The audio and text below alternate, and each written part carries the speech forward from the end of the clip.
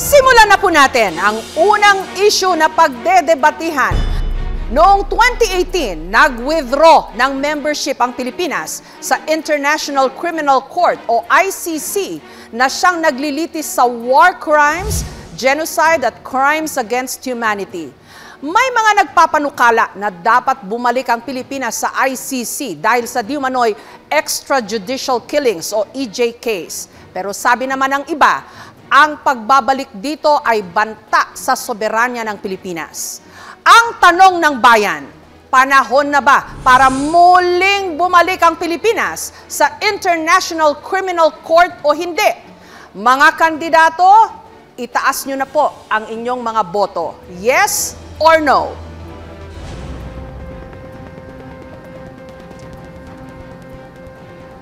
At ang sasalang para pagdebatehan ang isyung ito, si dating Congressman Teddy Casino na sang-ayon sa paglahok muli sa ICC, habang tutol naman si retired Colonel Ariel Querubin.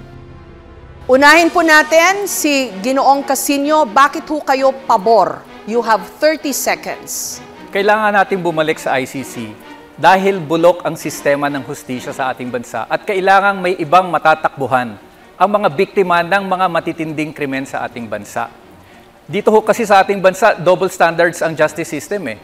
Kung mahirap ka, wala kang koneksyon, wala kang makukuhang hustisya. Lalo na kapag ang katapat, ang nambiktima sa iyo ay pulis, military o kaya mataas na opisyal ng gobyerno.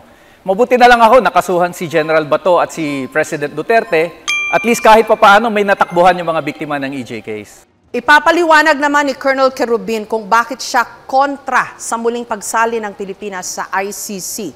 Meron din po kayong 30 seconds. Hindi ako sang-ayon dahil umalis na tayo. Ba't pa tayo babalik? Isa pa, bakit tayo malilitis ng ibang ng banyaga? No? Magpapahusga ba tayo? Magpapalitis tayo sa mga banyaga? Ako nakulong ng 2 beses. No? Sumali tayo, nasa proseso na yan. At ako naniniwala sa ating justice system. Kung ang kulang lang abogado, di magbigay tayo ng mga sapat na abogado para sa mga biktima. Ginoong Casino, you have 15 seconds. Oo, ay naniniwala na ang hustisya para sa Pilipinas, pareho rin ang hustisya sa ibang bansa. No, di ba nakatakip nga ang mata ng hustisya? Kaya anong kinakatakot ng mga kinakasuhan sa ICC? Ang problema nga, hindi naman sila nakakasuhan dito dahil magkakasabwat ang mga gumagawa ng krimen at mga dapat mag-imbestiga. Colonel Querubin, reaction niyo po. You have 30 seconds. Ganon din ang paninindigan ko. Ayaw ko na ang maghuhusga sa akin at maglilitis ng mga kasalanan ko isang banyaga. Colonel Querubin, ngayon po naman, meron kayong oras para tanungin si Ginoong Casino, mag-react po sa sinabi niya kanina. You have 15 seconds. Yeah, anyway, kaibigan natin si Congressman Teddy Casino. Ang tanong ko lang, hindi ba kayo naniniwala talaga sa hustisya natin? Alam niyo po, karanasan ng bawat mamamayan na talagang may double standard sa ating bansa. Tingnan na lang natin yung mga EJK victims. 6,000 yan, mahigit 7,000. At ilan lang ang nakasuhan ng mga pulis, ilan lang ang actually na-convict, 4 lang ho yata. Dahil yung mismong nag-iimbestiga, ayaw mag-imbestiga. Yung mga piskal, ayaw mag-file ng kaso. Saan po tatakbo yung ating mga kababayan? Mabuti nga nandyan yung International Criminal Court para doon madinig at doon magkaroon ng hustisya yung ating mga kababayan. Maraming salamat po, Ginoong Teddy Casino at kay retired Colonel Ariel Querubin.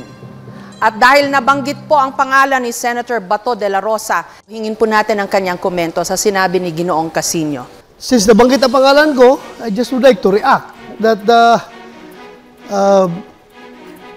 ICC is not all about justice. ICC is about control. They are not after justice, they are about controlling all the member nations of the ICC. Bakit? Nakita ko ito sa kaso natin sa Pilipinas, kung saan kahit na maganda yung pinalabas ng ating abogado sa Pilipinas na sagot. Okay. Sorry po. It's all the time we have.